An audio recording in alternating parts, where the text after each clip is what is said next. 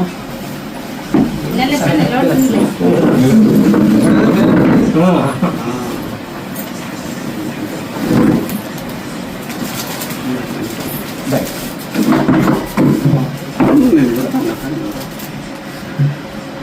పేరు Nallapalli Vijayabhaskar, AP state employees association రాష్ట్ర అధ్యక్షునిగా ఉన్నాను.